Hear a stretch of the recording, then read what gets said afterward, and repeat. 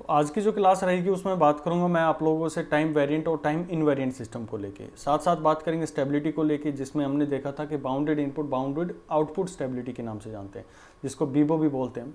और फिर हम इसके बारे में देखेंगे कि कैसे हम एक linear time invariant system develop करते हैं, जो कि आपके सिग्नल सिस्टम का बेस रहेगा, जिसके ऊपर में आपके बहुत सारे क्वेश्चंस पूछे जाते हैं। तो बेसिकली हमारी जो अभी तक की क्लास है, जो 9 से 10 लेक्चर हमारे आ चुके हैं, उसके अंदर में मैंने एक बेस तैयार करने की कोशिश करी है आप लोगों के साथ में, ताकि आप कहाँ पर पहुँच पाए, एलटीआई सिस्टम्स की तरफ में पहुँच पाए, यानी कि लीनियर टाइम इनवेरिएंट सिस्टम के बारे में आप इजीली उनको समझ पाएँ। तो आज की जो क्लास रहेगी बहुत इंपॉर्टेंट रहने वाली है। आप लोगों को अच्छे से इसके न्यूमेरिकल्स भी लगाने हैं और अच्छे से इन चीज़ों को समझना भी है कि कैसे आप किसी सिस्टम के टाइम इनवेरिएंट और वेरिएंसी को डिफाइन करते हैं। साथ ही साथ जो आगे के हम चैप्टर पढ़ेंगे उसमें आपको लीनियरिटी और नॉन लीनियरिटी का जो पिछली क्लास में पढ़ाया गया चैप्टर था, वो आपको अच्छे से आने चाहिए कि कैसे आप एक सिस्टम को डिफाइन करते हैं, क्या उसके बेसिक हमारे पास में मेथड्स होते हैं, कैसे उनको आप आइडेंटिफाई कर पाते हैं और क्या उनका यूज़ होता है, क्यों हम एक लीनियर सिस्टम को डिफाइन करने की कोशिश करते हैं और क्यों हमें लीनियर सिस्टम ही डिज़ाइन करने की कोशिश करनी चाहिए। चलिए, ज़्यादा इसके अंदर में हम और डेप्थ में चलेंगे अपने टॉपिक के अंदर में जब जाएंगे। तो अब मैं शुरुआत करता हूँ आप लोगों के साथ में टाइम इनवेरिएंट और टाइम वेरिएंट सिस्टम्स को लेके। तो जैसा कि आप लोगों को नाम से ही इसके अंदर में समझने में आ रहा है कि भाई टाइम इनवेरिएंट यानी कि टाइम के साथ में, यानी हम बोले कि एक टाइम वेरिएंट सिस्टम है मेरे पास में, और एक दूसरा हम जिसके बारे में पढ़ेंगे टाइम इनवेरिएंट सिस्टम। कैसे हम इनको डिफाइन करेंगे? देखिए, जब भी मैं इसके अंदर में बात करूंगा कि मान लो मेरे पास में एक सिग्नल था जिसको हमने एक्सटी के नाम से हमेशा रिप्रेजेंट करते हैं अपने सिग्नल को, तो एक्सटी सिग्नल मैंने एक सिस्टम के ऊपर में अप्लाई किया। मान लो ये सिस्टम था और यहाँ पर मैंने एक्सटी सिग्नल इस पर अप्लाई कर दिया, जो कि अपने आप में कोई रिस्पॉन्स देगा इसके अंदर, यानी कोई ना कोई इसके मैनिपुलेशन करेगा, कुछ ना कुछ अपना इसके अंदर में एड ऑन करेगा। तो ये सिस्टम मैंने दिया इसको, और सिस्टम के बाद में जो मेरे पास में सिग्नल आया, ये मेरे पास में आउटपुट निकलेगा, जिसको हम जर्नली वाईटी के नाम से जानते हैं।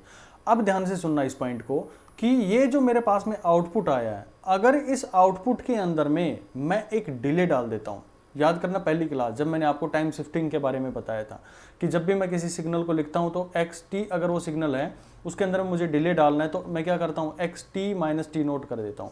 यानी कि जो सिग्नल कभी 9 बजे शुरू होने वाला था उसको मैं 9:05 पर शुरू करवाना चाहता हूं, या फिर 8:55 पर शुरू करवाना चाह रहा हूं। यानी कि मैं उसके अंदर में क्या डालूंगा कि डिले डालने की कोशिश करते हैं। कुछ एडवांस भी कर सकते हैं, हम डिले भी डाल सकते हैं इसके अंदर में, लेकिन यहाँ पर हम बात करेंगे डिले को लेके कि मैं जो डिले इस सिग्नल के अंदर में, जो मेरे आउटपुट के अंदर में मैं डालूं, वो मुझे यहाँ पर रिफ्लेक्ट हो कुछ इस तरह से y t minus t naught. यानी कि यहाँ पर आप लोगों ने सिग्नल के अंदर में एक डिले किया है। कितना डिले किया है? टी नोट टाइम से आपने डिले किया, मान लो 4 सेकंड से आपने डिले किया, तो आपका जो आउटपुट है वो भी एक डिले के साथ में है। यानी कि कितने डिले के साथ में? 4 सेकंड के डिले के साथ में है। ये तो पहली कहानी होगी। अब कैसे हम इसकी टाइम वेरिएंसी को डिफाइन करते हैं? तो एक जर्नल हमारे पास में मैनिपुलेशन थी, हमने अपने पिछले कंसेप्ट्स के बेस पे इसको डिजाइन किया। अब कुछ दिमाग आप लोगों का ये भी आना चाहिए, अच्छा जी ठीक है, एक्सटी आप लोगों ने लिया, क्यों ना हम पहले अपने सिग्नल को ही डिले कर दें। भाई जो 4 सेकंड का डिले, 4 सेकंड का डिले हम अपने आउटपुट के अंदर में डाल रहे थे, पहले हम इनपुट के अंदर में ही वो डिले डाल दे, तो तब क्या होगा उसके साथ में? बिल्कुल उसी चीज को देखते हैं कि पहले मैं उसके अंदर में डिले डाल देता हूं। यानी कि यहां पर मैंने उसके टी नोट का डिले डाल दिया, किसके अंदर में? सिग्नल के अंदर में। यानी अब मेरे पास में सिग्नल बन जाएगा y x t minus t naught बन गया। अब सिस्टम की एक प्रॉपर्टी थी कि सिस्टम क्या करता है, इसको जो मेरे पास में आउटपुट में आएगा तो टाइम जो रहेगा, यानी कि जो मेरे पास में इनपुट आया एज इट इज उसको यहाँ पर दे रहा है, तो यहाँ मेरे पास में जो आउटपुट निकल के आएगा, यानी कि सिस्टम के अंदर में जब मैं डालूंगा यहाँ पर, अगर मुझे ये मिल जाए कि y t minus t naught ही मेरे को मिल जाए आउटपुट के अंदर में, यानी जो आउटपुट था वो एज इट इज वो मिल जाए जो हमने पिछले केस के अंदर में किया था कि हमने पहले सिस्टम के अंदर से पास करवाया और फिर हमने उसके अंदर में डिले दिया था। यानी कि इस पर्टिकुलर पॉइंट पर हमने डिले दिया था और मुझे आउटपुट ये मिला। ठीक उसी तरह से अगर यहाँ पर हमने डिले दिया टी नोट का पहले सिग्नल के अंदर में और फिर हमने जो सिस्टम से पास करवाया, और फिर भी अगर रेस्पॉन्स वही मिलता है मेरे को y t minus t naught और यहाँ पर भी y t minus t naught, तो हम यहाँ पर कहेंगे कि ये मेरा जो सिस्टम है वो टाइम इनवेरिएंट है। यानी कि टाइम के साथ में वेरी नहीं कर रहे हैं इसके आउटपुट्स।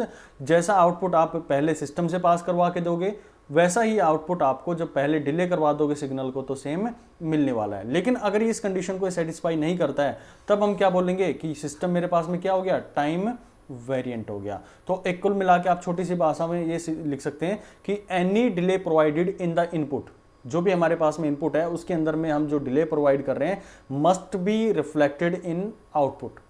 हमें जो आउटपुट है उसके अंदर में वो रिफ्लेक्ट होना चाहिए। और ऐसे जो सिस्टम्स होते हैं उनको हम बोलते हैं टाइम इनवेरिएंट सिस्टम, यानी कि जो आपने इनपुट के अंदर में दिया, यहाँ पर आपने इनपुट के अंदर में दिया, वही सेम रिफ्लेक्ट आउटपुट के अंदर में मेरे को डिफाइन हो पा रहा है, वहां पर रिफ्लेक्ट हो पा रहा है। So these system are time invariant. लेकिन अगर ऐसा नहीं हुआ तो मेरा क्या कहलाएगा, सिस्टम टाइम वेरिएंट कहलाता है। ठीक है, चलिए कुछ क्वेश्चंस करते हैं, उसके बाद में और क्लैरिटी आपको आएगी सब चैप्टर के अंदर में। ठीक है, पहला जो क्वेश्चन मैं आप लोगों को दे रहा हूं, y t that will be equal to x two t, मैंने दे दिया आप लोगों को। अच्छा, अब ये तो आपको समझ में आ गया होगा ना कि ये यहाँ पर क्या आ रहा है, ये वाई टी जो मेरे पास में है, जब ये सिस्टम से गुजरा होगा, मान लो एक्स टी जो सिग्नल था वो किसी सिस्टम से गुजरता है, तो वो सिस्टम उसके अंदर में एक जो टाइम की स्केलिंग कर देता है, यानी कि वो अपना रिस्पॉन्स किस तरह से चेंज करता है कि एक्स जो टाइम था उसको 2t बना देता है, ट्वाइस ऑफ जो मेरे पास में ओरिजिनल टाइम था उसको कर देता है, यानी कि इसने क्या कर दी, उसकी टाइम की स्केलिंग कर दी। तो ठीक उसी तरह से यहाँ पर मैंने कहा कि एक सिग्नल आपको दिया है x2t, आप लोग को दे दिया गया है, तो मुझे इसके अंदर में डिफाइन करके बताओ कि ये सिस्टम मेरे पास में टाइम वेरिएंट है या टाइम इनवेरिएंट है। चलिए शुरुआत करते हैं। पहला मैं करता हूं कि xt मान लो मेरे पास में सिग्नल था, जो ओरिजिनल सिग्नल था, इसको मैं सिस्टम से पास करवाता हूं। मैंने इसको सिस्टम से पास करवाया तो मुझे आउटपुट में क्या मिलेगा भाई, मैं इसके अंदर में मुझे पता है कि ये रिस्पॉन्स में अपने आप में क्या देता है, ये रिस्पॉन्स जब भी सिस्टम से निकलेगी तो ये x2t देगा। ये y2 हमेशा और हमेशा सिस्टम का आउटपुट रहता है। इसको बार बार मैं रिपीट भी करूंगा कि जो भी yt होगा वो उस सिस्टम का आउटपुट रहता है। तो यहां पर मिलेगा मेरे को x2t मिल गया भाई, ये तो आपको समझ में आ गया, ये एज इट इज रिस्पॉन्स मेरे पास में मिल गया है। अब मैं क्या करता हूं, इसके अंदर मैं डिले डाल देता हूं t नोट का। तो t नोट का डिले डालेंगे, ध्यान से सुनना इस पॉइंट को। तो t नोट है कौन सा भाई, ये मेरे पास में t है, t जो है वो यहां पर मेरे पास में ये वाला है। अब इस पूरे टाइम के अंदर में डिले डलेगा ये, यानी कि आप ये कहो कि x2, और इस पूरे टाइम को हमने डिले करवा दिया 2 माइनस टी नोट के नाम से। तो यहां पर आपका रिस्पॉन्स आया x2 t minus t naught आ गया। अच्छा, अब मैं क्या करता हूं, पहले इस सिग्नल को उठाया मैंने और इस सिग्नल के अंदर में एक रिस्पॉन्स डाल दिया। तो यहां पर मैंने रिस्पॉन्स डाला एक डिले डाल दिया, टी नोट का यहां पर डिले डाल दिया हमने। तो यहां पर इसका आउटपुट क्या मिलेगा, आउटपुट विल बी कितना मिलेगा भाई, यहां पर आउटपुट इसके अंदर में जब सिग्नल इससे गुजर रहा होगा तो यहां पर आएगा x t minus t naught आ गया, x t minus t naught आ गया। अब इस पॉइंट को अच्छे से समझना कि जो हमारा सिस्टम होगा, जो भी हमारा सिस्टम होगा वो किसके ऊपर में काम करेगा, जो टाइम है उसके ऊपर में काम करता है, डिले के ऊपर में काम नहीं करता है। यानी कि यहां पर मेरे पास में सिग्नल का टाइम क्या है, टी है, केवल और केवल वो इसको स्केल करेगा, टी नोट से हमें मतलब नहीं है। टी नोट तो हमने अपनी तरफ से वैल्यू डाली है, कोई ये कांस्टेंट यहां पर डाल दिया है। तो कांस्टेंट पे ये काम नहीं करता है, जो भी सिस्टम होता है काम करता है किसके ऊपर में, जो उसका टाइम डोमेन है, जो यहां पर t था उसके ऊपर में काम करेगा। तो इसका जो रिस्पॉन्स निकल के आएगा that will be equal to x2, किसको करेगा चेंज, ये खाली इस टाइम को करेगा। ये तो डिले है, डिले को हमने 4 सेकंड का डाला है, तो जो सिस्टम है अपनी मर्जी से उसके अंदर में 8 सेकंड का नहीं बना देगा, वो तो 4 सेकंड का रखेगा। यानी कि वो केवल और केवल 2t माइनस टी नोट कर सकता है, इसको चेंज कर सकता है, टी नोट को चेंज नहीं कर सकता है। अगर वो इसको चेंज नहीं कर सकता है तो दोनों का रिस्पॉन्स आप देखिएगा, पहले के अंदर में क्या था, 2 ब्रैकेट में t माइनस टी नोट था मेरे पास में, और यहां पर क्या है 2t माइनस टी नोट है। क्या ये दोनों वैल्यूज मेरे पास में, जिसके अंदर पहले मैंने सिस्टम से पास करवाया और फिर मैंने उसके अंदर में डिले दिया वो, और पहले मैंने डिले दिया और फिर सिस्टम से पास करवाया, उन दोनों का रिस्पॉन्स क्या सेम आया, नहीं आया। अगर नहीं आ रहा है तो दी सिस्टम्स आर टाइम वेरिएंट, और हमें ऐसे सिस्टम्स की जरूरत नहीं होती है। जब हम बात करते हैं LTI सिस्टम्स के बारे में बात करते हैं अपने सिग्नल सिस्टम के अंदर में, हम चाहते हैं कि मैं इनपुट के अंदर में जो डिले दूं मुझे वो रिफ्लेक्ट होना चाहिए कहां पर, आउटपुट के अंदर में। तो ये कोशिशली इन जो डिवाइसेस होते हैं उनको डिज़ाइन किया जाता है, जो भी आपके मोबाइल फ़ोन हो या किसी भी तरह की आपकी कोई अप्लाइंसेस बना रहे हो जो सिग्नल को प्रोसेस करता है, उसके अंदर में इस चीज़ के ऊपर में काफ़ी ध्यान दिया जाता है कि आपका जो सिस्टम हो टाइम इनवेरिएंट हो और लीनियर हो। लीनियर का मतलब क्या हुआ था, मैंने आपको समझाया भी था। लीनियरिटी का मतलब कि आप एक सिस्टम लिया, मान लो जहां पर आपका 2 अलग अलग आप लोगों ने दिया, इसके अंदर में एक आउटपुट यहां से लिया और एक आउटपुट यहां से लिया, तो यहां पर y1t मेरे को मिल रहा था और यहां पर y2t मेरे को मिल रहा था। फिर आप दोनों को ऐड कर रहे थे, यानी कि मुझे यहां पर कॉस्ट ज़्यादा लग रही थी, मुझे 2 उस तरह के सिस्टम लगाने पड़ रहे थे। लेकिन अगर मेरे पास में सिस्टम जो था वो लीनियर होता तो मैं एक ही जो सिस्टम था उसका यूज़ करता, क्योंकि हमें जानकारी है कि जो भी LTI सिस्टम यानी कि लीनियर सिस्टम होते हैं वो दो प्रिंसिपल्स को फॉलो करते हैं, एडिटिविटी और दूसरा मेरे पास में होमोजेनिटी। दो हमारे पास में प्रॉपर्टीज हैं, उनको फॉलो करते हैं, जिसके कारण में आप अगर इनके इनपुट को पहले प्लस कर देते, दोनों को प्लस करके आप निकालते सिस्टम से, जो कि पिछली क्लास के अंदर में समझाया था, तब भी आपको रिस्पॉन्स ये मिलता y1t प्लस में y2t, यही रिस्पॉन्स आपको तब भी मिलने वाला था। तो यहां पर आप समझ गए होंगे कि हमें LTI सिस्टम यानी कि लीनियर टाइम इनवेरिएंट सिस्टम्स की क्यों जरूरत पड़ती है। लीनियर की इसलिए बनती है क्योंकि हम अपनी कॉस्ट को सेव कर सकते हैं, कोई भी हमें डिवाइस डिजाइन करना है तो उसके हम कॉस्ट को सेव कर सकते हैं। और टाइम इनवेरिएंट हमें इसलिए चाहिए होता है ताकि हम जो भी इनपुट के अंदर में डिले दें वो हमारा आउटपुट के अंदर में रिफ्लेक्ट हो। ऐसा नहीं कि मैंने इनपुट के अंदर में डिले दिया और आउटपुट में कभी रिफ्लेक्ट ही नहीं हो पाया, तो हमारी क्या होगा, इन्फॉर्मेशन का कहीं ना कहीं डिस्टोर्शन हो गया, हमारी इन्फॉर्मेशन ठीक से कन्वे नहीं हो पाई। तो बेटर होता है LTI सिस्टम्स को हमें यूज करना चाहिए। चलिए अब बात करता हूं मैं नेक्स्ट क्वेश्चन की तरफ में। दूसरा क्वेश्चन यहां पर देखता हूं मैं, और तो दूसरा क्वेश्चन यहां पर आया आपके सामने कि अच्छा एक चीज और समझ लो आप लोग कि जो भी मेरे पास में टाइम स्केलिंग सिस्टम्स होते हैं, जो भी मेरे पास में टाइम स्केलिंग सिस्टम होते हैं, अभी हमने क्या किया था, टाइम स्केलिंग किया था, यानी कि एक्स सिस्टम ने क्या दिया था इसको, जो मेरे पास में सिस्टम था, ये की पॉइंट आप नोट कर लेंगे, xt मैंने दिया था और यहां पर आउटपुट में क्या दे रहा था, x2t करके दे रहा था, यानी कि ये इसकी टाइम की स्केलिंग कर रहा था। तो टाइम की स्केलिंग जहां जहां पर हो रही है तो आपने देखा है कि वो अपने आप में क्या होते हैं, टाइम वेरिएंट सिस्टम होते हैं। तो पहली प्रॉपर्टी आप इसकी नोट कर लेंगे कि time scaling system will be time variant. की पॉइंट है, देखते हैं क्वेश्चंस को उड़ाएंगे इसको जब भी हम इसके न्यूमेरिकल से सोल्व आउट करेंगे। तो चलिए नेक्स्ट क्वेश्चन देखते हैं।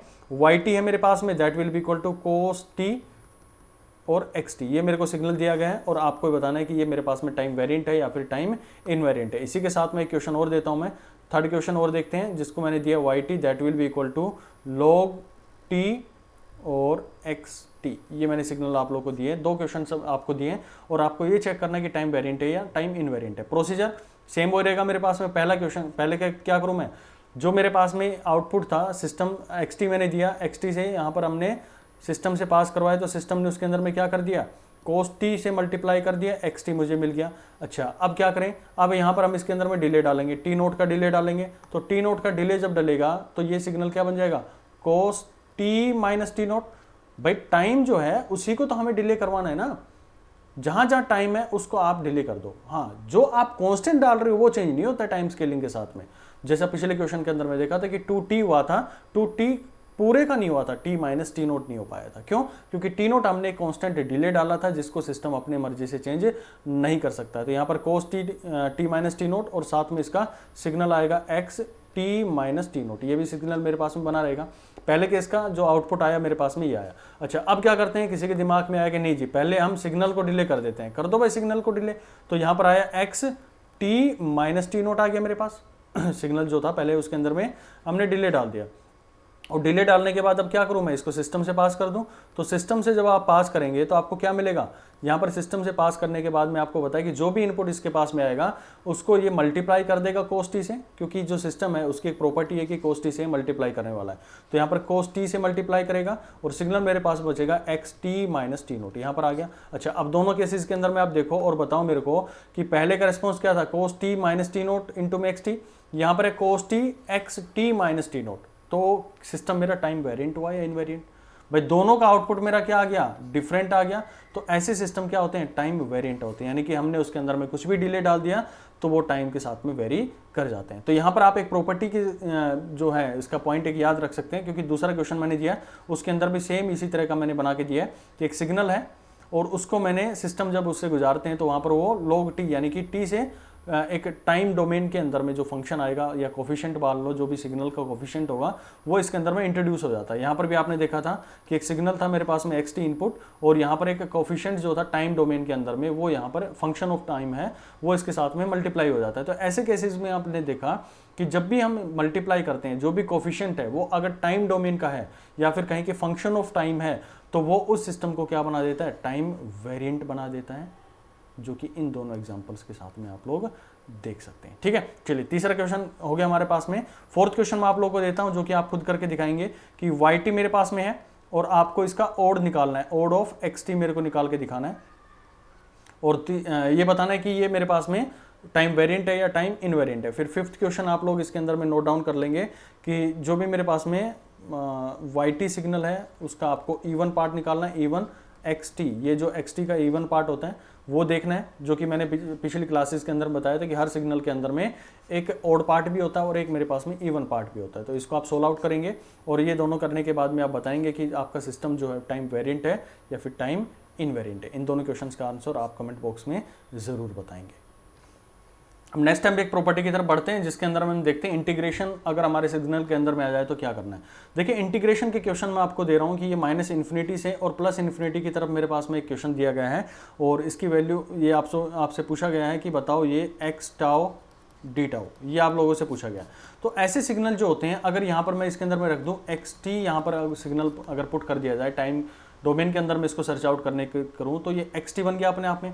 तो ये सिस्टम जो होगा ना तो ये किसी कोफिशिएंट से मल्टीप्लाई हो रहा है, ना इसकी टाइम स्केलिंग हो रही है और ना इसके अंदर में हम बात करें कि इसका कोफिशिएंट 1 है और टाइम स्केलिंग भी नहीं है सिग्नल की। तो ऐसे सिग्नल जिसके अंदर में ना कोई टाइम स्केलिंग है और ना कोफिशिएंट टाइम डोमेन का है तो वो सिग्नल अपने आप में क्या होते हैं, टाइम इनवेरिएंट होते हैं। यानी कि आप ये बोल सकते हो कि आपको अगर ऐसा फंक्शन दिखता है जिसकी limit minus infinity to infinity है या टी है, खाली टी भी अगर दे रखी है तो भी यहाँ पर हम इसको टी पुट करके देख सकते हैं जहाँ जहाँ पर मेरे पास में टाउ यूज किया गया है, तब भी ये मेरे पास में सिस्टम क्या होगा, टाइम इनवेरिएंट होगा। क्यों होगा, क्योंकि पिछली प्रॉपर्टी से हमने समझा है कि अगर मेरे पास में फंक्शन ऑफ टाइम नहीं है, फंक्शन ऑफ टाइम है तो वो टाइम वेरिएंट होते हैं। और दूसरी प्रॉपर्टी हमने देखी थी कि अगर स्केलिंग करते हैं हम तो स्केलिंग करने से भी टाइम वेरिएंट हमारा सिस्टम बन जाता है। दोनों प्रॉपर्टी यहाँ पर सेटिस्फाई नहीं हो रही है, so this system is time invariant. चलिए अब देखता हूँ एक किसी के अंदर में ट्विस्ट डालते हैं और क्वेश्चन को थोड़ा सा और बेहतरीन बनाते हैं। मैंने कहा कि ये लिमिट है मेरे पास में माइनस इन्फिनिटी से 3t लेके जा रहा हूँ मैं सिस्टम को और यहाँ पर सिग्नल दिया मैंने एक्स टाउ दे दिया और डी टाउ दे दिया। अब ऐसे क्वेश्चन जब भी आते हैं तो आपको क्या करना होता है, इस लिमिट को उतार के यहाँ पर रख लो एक बार, तो आप देखेंगे कि सिस्टम आपका क्या बन जाएगा, x3t बन जाएगा और यहाँ पर जो टाउ है वो क्या बन जाएगा, dt बन जाएगा और ये लिमिट मेरे पास में माइनस इन्फिनिटी टू 3t चलने वाली है। अच्छा अब बताओ यहाँ पर आपने देखा कि टाइम का क्या हो गया, स्केलिंग हो गया। अब टाइम का स्केलिंग हो गया तो भाई मेरे ये क्या होगा, ये अपने आप में क्या हो गया, टाइम वेरिएंट सिस्टम हो गया। क्योंकि हमने कहा था कि अगर स्केलिंग होती है टाइम की, this system are time variant, या फिर फंक्शन है मेरे पास में टाइम का कौन, उसका कोफिशिएंट, तो भी सिस्टम क्या कहलाएगा मेरे पास में, टाइम वेरिएंट सिस्टम कहलाता है। ठीक है, चलिए एक क्वेश्चन और देता हूं आप लोग को और इसके अंदर में आप लोग बताएंगे मेरे को कि टाइम वेरिएंट है या फिर टाइम इनवेरिएंट है। माइनस इन्फिनिटी टू ये मैंने दे दिया टी और सिग्नल यहां पर दे दिया मैंने कोस टाउ एक्स टाउ, ये और डी टाउ के बीच में इसको हमने इंटीग्रेट कर दिया। अब यहाँ पर आप लोग को मेरे को बताना है कि ये सिस्टम टाइम वेरिएंट है या टाइम इनवेरिएंट है। जिसने प्रॉपर्टीज बहुत अच्छे से पढ़ ली होंगी, देखते हैं इसका आंसर दे पाएगा और जो भी आंसर दे पाएगा वो कमेंट बॉक्स में जरूर लिखना भाई, ठीक है, ताकि मैं भी समझ पाऊँ कि आपके कंसेप्ट जो हैं कितने क्लैरिटी के साथ में चल रहे हैं। ओके, चलिए नेक्स्ट हम पढ़ते हैं इसके अंदर में। नेक्स्ट जो हमारे पास में लास्ट इसके प्रॉपर्टी देखेंगे, जो स्टेबल सिस्टम और अनस्टेबल सिस्टम को लेकर हम देखते हैं कि कैसे हम किसी सिस्टम को स्टेबिलिटी और इंस्टेबिलिटी को डिफाइन करते हैं बेसिकली। तो देखते हैं उसी क्वेश्चन को। चलिए नेक्स्ट हेडिंग डालेंगे, पांचवी प्रॉपर्टी है ये हमारे सिस्टम्स को लेकर और लास्ट होगी ये। तो यहाँ पर हमने देखा कि एक स्टेबल सिस्टम और अनस्टेबल सिस्टम, कैसे आप इनको डिफाइन करते हैं। स्टेबल सिस्टम का मतलब होता है कि भाई मैं एक बाउंडेड इनपुट दे रहा हूँ किसी सिस्टम को। भाई आप क्या चाहते हैं कि आपने एक सिस्टम को कोई सिग्नल दिया और वो सिग्नल ये था कि वो एक पर्टिकुलर पॉइंट के बीच में वाइब्रेट करना है उसको। अब अगर वो मेरे पास में बाउंडेड नहीं होगा, जो बाउंडेड नहीं होगा तो क्या होगा, ये अपने आप में इस तरह से फैलता फैलता फैलता फैलता इनफाइनाइट की तरफ में अप्रोच करना शुरू कर जाएगा।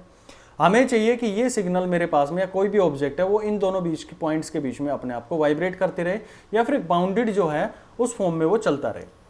अगर ऐसा नहीं हो पाता है तब हम कहेंगे कि मेरा सिस्टम जो है वो अनस्टेबिलिटी की तरफ में चला गया।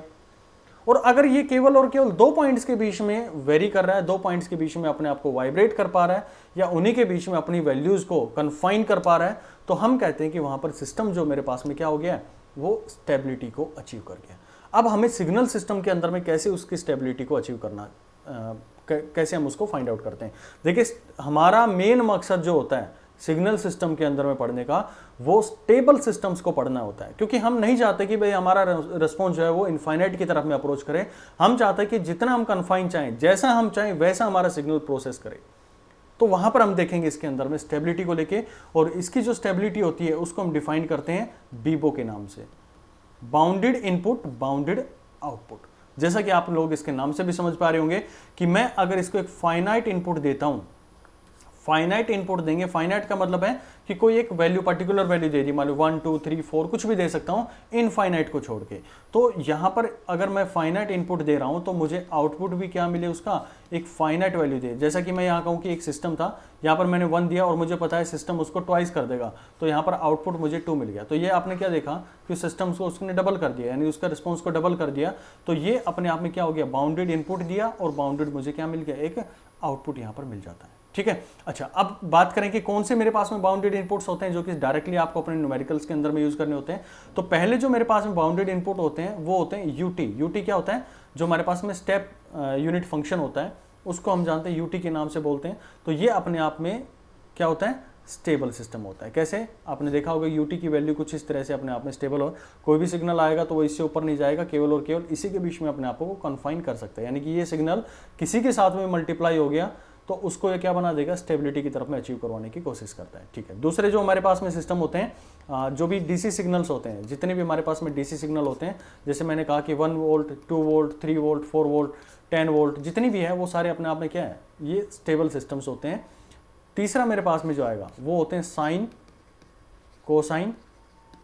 साइन सिग्नल हो गया, मान लो मैंने लिख दिया साइन टी, तो साइन टी की वैल्यू कहां से कहां तक वेरी करती है, -1 से +1 तक वेरी करती है। ठीक उसी तरह से कोस टी है, कोस टी की वैल्यू कहां से कहां वेरी करती है, -1 से +1 के बीच में वेरी करती है। उसी तरह से सिग्नम, सिग्नम की वैल्यू भी हमारे पास में क्या होती है, -1 से +1 के बीच में वेरी करती है। तो ये हमारे पास में क्या होते हैं, कुछ बाउंडेड सिग्नल्स होते हैं जो कि अपने आप में स्टेबिलिटी की तरफ में अचीव करवाने की कोशिश करते हैं, यानी कि अपने आप में ये स्टेबल सिग्नल्स होते हैं। ओके, तो 3 तरह के सिग्नल्स आप लोग समझ पाए, यूटी सिग्नल, दूसरा यानी कि स्टेप इनपुट, जो स्टेप यूनिट फंक्शन जो होते हैं वो अपने आप में स्टेबल होते हैं।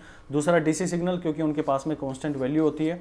और तीसरे जो साइन, कोसाइन और साइन टी, अगर ये कहीं पर भी आपको मल्टीप्लाई हुए दिखा देते हैं तो आप कहेंगे कि सिस्टम मेरे पास में क्या है, स्टेबल है। ओके, चलिए बात करते हैं कुछ क्वेश्चंस को लेके और आपको बताना है कि जो सिस्टम है वो मेरे पास में स्टेबल है या अनस्टेबल है। पहला क्वेश्चन आप लोग को दे रहा हूँ, y t that will be equal to x t plus 2, ये आपको दे दिया गया। अब इसके अंदर में स्टेबिलिटी आपको फाइंड करनी है। तो स्टेबिलिटी फाइंड करने के लिए आपको हमेशा इस तरह का टेबल बना लेना है, एक्स टी और यहाँ पर आप लिखेंगे वाई टी। मैंने इसके अंदर में क्या किया, जो इनपुट था यानी कि एक्स टी जो सिग्नल था उसको मैं 10 कर दिया, तो आउटपुट मुझे क्या मिलेगा, यहाँ पर 12 मिलेगा। यहाँ पर मैंने 12 इनपुट दे दिया, आउटपुट मुझे क्या मिलेगा, 14 मिलेगा। तो आप देख पा रहे हैं कि मैंने एक फाइनाइट वैल्यू दिया, फाइनाइट आउटपुट मिल रहा है, फाइनाइट वैल्यू दिया, फाइनाइट आउटपुट मिल पा रहा है। लेकिन दूसरे क्वेश्चन की अगर बात करूं तो दूसरे क्वेश्चन मैंने दिया y t that will be equal to t x t आपको दे दिया। अच्छा, अब इसके अंदर में आप सेम वही करेंगे, एक्स टी यहाँ पर लिखा, वाई टी यहाँ पर लिखा। इनपुट के अंदर में मैंने दिया 10, यहाँ पर 10 दिया मैंने, और जो इनपुट सिग्नल था यहाँ पर मेरे पास में क्या बचेगा, 10 टी बच गया। ये इनपुट सिग्नल है भाई, ये सिग्नल की वैल्यू मैं दे रहा हूँ, यहाँ पर सिग्नल की वैल्यू दे रहा हूँ, टाइम की वैल्यू नहीं दे रहा हूँ मैं यहाँ पर, कि सिग्नल की वैल्यू किसी पर्टिकुलर टाइम के ऊपर में 10 थी। ओके, तो वो यहाँ पर हमने क्या कर दिया, 10 टी बन गया। अच्छा, अब यहाँ पर अगर मैं इस टी की वैल्यू इनफाइनाइट रख देता हूँ तो यहाँ पर मेरे पास में क्या बचेगा कि ये जो आउटपुट है ये कहीं ना कहीं इनफाइनाइट की तरफ में क्या कर सकता है, अप्रोच कर सकता है। यानी कि ये मेरे पास में हुआ कि आपने इनपुट अगर 10 दे दिया, इनपुट आपने 10 दे दिया, आप टाइम की वैल्यू को चेंज कर रहे हो, आपका आउटपुट मिल रहा है 10 टी, यानी कि एक कांस्टेंट उसके साथ में, सॉरी एक वेरिएबल उसके साथ में मल्टीप्लाई हो रहा है, यानी कि टी उसके साथ मल्टीप्लाई हो रहा है, जो कि अगर आप इनफाइनाइट की तरफ में लेके जाओगे तो इनफाइनाइट की तरफ लेके जाओगे तो कहीं ना कहीं सिस्टम मेरे पास में क्या होगा कि आपने इनपुट तो दिया फाइनाइट, आप वेरी किसको कर रहे हो, टाइम को वेरी कर रहे हो, इनपुट को वेरी नहीं कर रहे हो। इनपुट तो आपने 10 फिक्स रखा है, आप वेरी कर रहे हो जो टाइम है आपका, और ये टाइम आप इनफाइनाइट तक लेके जा सकते हो। तो आपका जो सिस्टम है वो कहीं ना कहीं इनफाइनाइट रिस्पॉन्स भी तो देना शुरू कर देगा। तो हमने कहा कि भाई अगर मैं किसी सिस्टम को फाइनाइट इनपुट दे रहा हूं और मुझे इनफाइनाइट उसका रिस्पॉन्स मिल रहा है तो वो सिस्टम अपने आप में क्या होगा भाई, अनस्टेबल हो जाएगा। क्योंकि मुझे पता है कि सिस्टम के अंदर में अगर मुझे स्टेबिलिटी डिफाइन करनी है तो मैं फाइनाइट इनपुट दूंगा तो मुझे फाइनाइट आउटपुट मिलना चाहिए। लेकिन यहां पर मैंने फाइनाइट इनपुट दिया था, आउटपुट में मुझे 10 टी मिल गया। अब 10 टी जो है उसकी वैल्यू मैं कुछ भी रख सकता हूं, इनफाइनाइट तक भी रख सकता हूं, जबकि मैं अपने इनपुट को कांस्टेंट बना के रखा हुआ हूं, वो अचीव कर जाएगा अपनी इनफाइनाइट को। अगर ऐसा सिस्टम बन गया तो मैं कहूंगा कि मेरा सिस्टम जो है वो अनस्टेबल सिस्टम हो गया है। चलिए नेक्स्ट क्वेश्चन देखते हैं इसके अंदर में, क्वेश्चन नंबर 3 जिसको मैंने दिया है वाई टी, जिसका रिस्पॉन्स जो सिस्टम से गुजरेगा, सिस्टम से जाने के बाद में इसका रिस्पॉन्स आएगा एक्स टी साइन टी। ये आ गया भाई मेरे पास में, ठीक है। चेक करते हैं इसके रिस्पॉन्स को, यहाँ पर एक्स टी और यहाँ पर मैंने रखा वाई टी अपना। तो इसके अंदर में क्या करेंगे, पहले क्या रखूँ, इसके अंदर में 2 रख के देख लेते हैं, लेट सपोज कुछ भी वैल्यू आप रख सकते हो। तो यहाँ पर आपका रिस्पॉन्स क्या बना, 2 sin t बन गया भाई, ये आपका रिस्पॉन्स निकल के आ गया। लेकिन यहां पर आप देख पा रहे होंगे भाई कि जो आपका रिस्पॉन्स था ये सिग्नल की वैल्यू है भाई, 2 जो है ना ये इनपुट की वैल्यू है, ये जो रिस्पॉन्स था इसमें इनपुट की वैल्यू है, ये टाइम की वैल्यू नहीं है। एक पर्टिकुलर पॉइंट के ऊपर में इस इनपुट की वैल्यू को उठाया गया है जो कि 2 है। ये टाइम वेरी कर सकता है, जो मेरे पास में 0 से इनफाइनाइट की तरफ में अचीव कर सकता है। तो आप देख पा रहे होंगे कि नीचे मेरे पास में sin t आ गया। अब sin t अपने आप में क्या होता है, एक स्टेबल सिस्टम होता है ना। लेकिन ये अपने आप में क्या करेंगे, सिग्नल जो है कि अगर इसकी वैल्यू 2 पॉइंट्स के ऊपर में मैं डिफाइन करूं, टाइम इज इक्वल टू 0 पर और टाइम इज इक्वल टू पाई के ऊपर में, तो ये वैल्यू कहीं ना कहीं 0 की तरफ में अचीव कर जाएगी और 2/0 ये अपने आप में क्या बन जाएगा, इनफाइनाइट बन जाएगा। sin t अपने आप में जो मेरे पास में था वो स्टेबल सिस्टम, स्टेबल सिग्नल्स है, लेकिन वो सिस्टम में कुछ इस तरह से मैनिपुलेट हो गया, इस तरह से उसको डिजाइन कर दिया गया कि वो उसके डिनोमिनेटर में आ गया। और डिनोमिनेटर में आने से उसके साथ में दिक्कत क्या आ गई कि वो मेरे सिस्टम के रिस्पॉन्स को क्या बना रहा है, इनफाइनाइट बना रहा है। किस पॉइंट के ऊपर में, 2 पॉइंट थे, 0 और इनफाइनाइट, यानी कि sin 0 की वैल्यू कितनी होती है, वो मेरे पास में 0 होती है, और sin पाई की वैल्यू क्या होती है, वो भी मेरे पास में 0 होती है। तो 2/0 आ गया, तो इस सिस्टम का रिस्पॉन्स क्या बना देगा, इनफाइनाइट बना देगा। तो these systems are unstable in nature. तो यहां से आप डिफाइन कर सकते हैं कि सिस्टम जो है वो मेरे पास में अनस्टेबल हो जाएगा। चलिए नेक्स्ट हम बात कर लेते हैं इंटीग्रेशन और डिफरेंशिएशन को लेके। 2-3 क्वेश्चन मैं आप लोगों को दे रहा हूं, वो आप लोग करके देखेंगे और इसको मेरे कमेंट बॉक्स में जरूर बताएंगे। Y t that will be equal to sine t x t, ये आपको चेक करना है कि मेरे पास में स्टेबल होगा या अनस्टेबल होगा। अगर किसी को शॉर्ट ट्रिक याद है तो शॉर्ट ट्रिक से भी वो डायरेक्टली इसको बता सकता है। Question number 5, y t that will be equal to sine of x t. ध्यान से सुनना इस पॉइंट को। मैंने पिछले जब हम पढ़ा रहे थे हमारे सिस्टम के अंदर में लीनियरिटी और कॉजलिटी और नॉन कॉजलिटी को लेकर बात कर रहे थे, तो वहां पर मैंने बताया था कि sine t into x t लिखना और साइन जो मेरे पास में फंक्शन है वो एक्स टी सिग्नल के ऊपर में लगाना, दोनों के अंदर में डिफरेंस है। तो यहां पर आप समझ गए होंगे कि कैसे आप इसकी स्टेबिलिटी को डिफाइन करेंगे कि कौन सा मेरे पास में स्टेबल है और कौन सा अनस्टेबल है। ठीक है, और इसका आंसर मैं नेक्स्ट क्लास के अंदर में भी दूंगा कि कौन सा स्टेबल रहा है और कौन सा अनस्टेबल था। 6th क्वेश्चन हम देखते हैं कि मान लो मेरे पास में इंटीग्रेशन दिया गया माइनस इनफाइनाइट टू टी और यहाँ पर आपको दिया गया एक्स टाउ डी टाउ, ये आपको दे दिया गया है। तो ऐसे सिग्नल जो होते हैं मेरे पास में, आप बात करें कि जो अगर सिंपल मैं बताना चाहूँ आप लोगों को कि एक छोटी सी ट्रिक आप लोग याद रख लेना कि जहाँ पर भी आप लोगों को दिखे इंटीग्रेशन है या फिर आप लोग को ये दिखे कि डिफरेंशिएशन है, जैसे 7th क्वेश्चन में आपको दूं कि y t that will be equal to d x t divided by d t. यहाँ पर क्या हो रहा है, डिफरेंशिएशन हो रहा है और एक के अंदर में मेरे पास में इंटीग्रेशन हो रहा है, एक डिफरेंशिएशन और एक इंटीग्रेशन। तो जहाँ पर भी आपको डिफरेंशिएशन और इंटीग्रेशन दिखाई देता है तो वो सिस्टम अपने आप में क्या होते हैं, अनस्टेबल होते हैं, अनस्टेबल सिस्टम होते हैं। क्यों होते हैं भाई, रीजन मैं आपको बता देता हूँ कि मान लो मेरे पास में सिग्नल था एक यूनिट स्टेप सिग्नल और इसको मैंने क्या कर दिया, इंटीग्रेट कर दिया। तो इंटीग्रेट करने से मुझे क्या मिलता है, इसका रैंप सिग्नल मिलता है जो कि इनफाइनाइट की तरफ में अचीव कर रहा होता है। तो इसलिए क्या हो गया अपने आप में, ये एक अनबाउंडेड सिग्नल हो गया, अनबाउंडेड सिस्टम हो गया। So these systems are unstable in nature. Differentiation की बात कर लेते हैं कि मान लो मैंने यूटी था और यूटी को मैंने डिफरेंशिएट किया, तो डिफरेंशिएट करने से मुझे क्या मिलता है, एक यूनिट इंपल्स ये मिल गया। तो जब भी हम बात करेंगे तो ये कहाँ जा रहा है, इनफाइनाइट की तरफ में अप्रोच कर रहा है ये सिग्नल मेरा। तो इनफाइनाइट की तरफ अप्रोच कर रहा है तो हमें पता था कि हम इनफाइनाइट जो भी मेरे पास में सिस्टम है उसको एक फाइनाइट वैल्यू दे रहा हूँ और इनफाइनाइट में अगर मुझे रिस्पॉन्स मिल रहा है तो वो सिस्टम अपने आप में क्या होता है, अनस्टेबल होता है। यानी कि आप ये कहो कि जो डिफरेंशिएशन, इंटीग्रेशन और जो भी डिफरेंशिएशन के क्वेश्चन मेरे को मिलते हैं स्टेबिलिटी और इनस्टेबिलिटी को डिफाइन करने के लिए, तो वो अपने आप में अनस्टेबल सिस्टम्स होते हैं। ये कहानी थी आपकी, जितनी भी मेन प्रॉपर्टीज़ हैं वो सारी मैंने यहाँ पर आपकी कवर करवा दी है। नेक्स्ट लेक्चर के अंदर मैं बात करूँगा बहुत खूबसूरत topic linear time invariant systems को लेके, जो कि ये मान के चलो कि हमारी फोरियर ट्रांसफॉर्म लगा लो आप, जो लैप्लास ट्रांसफॉर्म है उन सब के लिए बेस तैयार हो जाएगा वहाँ से। और बस ज़्यादा नहीं, उसके अंदर में छोटे से टॉपिक हैं बेसिक, उसके अंदर में इंट्रोडक्शन करना है आपको और फिर मैं डायरेक्टली आप लोगों को स्विच करूँगा फोरियर ट्रांसफॉर्म को लेके। साथ ही साथ मैं बता दूँ कि अभी आपके सिग्नल के साथ साथ में मैं नेटवर्क थ्योरी है उसको भी शुरू करने वाला हूँ, क्योंकि एग्ज़ाम डेट जो है बहुत पास आने वाली है आपकी। अभी जैसे एग्ज़ाम जो फॉर्म थे उनकी फिलअप डेट ख़त्म हो जाएगी, तो आप विद इन 1 मंथ आप उन एग्ज़ाम डेट्स को एक्सपेक्ट कर सकते हैं। तो बेहतर है कि आप उनको बिल्कुल तैयारी शुरू से करते रहिए और अच्छे से उनको प्रिपेयर करते रहिए। साथ ही साथ आपके नेटवर्क थ्योरी का जो मैं करवाना शुरू करूँगा, जिसके बाद में जो एनालॉग EDC हमारा लगभग कंप्लीट हो चुका है, 2-3 लेक्चर और आएंगे उसके अंदर में। जब आपका नेटवर्क थ्योरी कंप्लीट हो जाएगा तो आप पाएंगे कि आपका एनालॉग जो होगा, एनालॉग जो पढ़ेंगे, एनालॉग सर्किट्स पढ़ेंगे, तो वहाँ पर भी आपकी वो सारी चीज़ें यूज़ होने वाली हैं।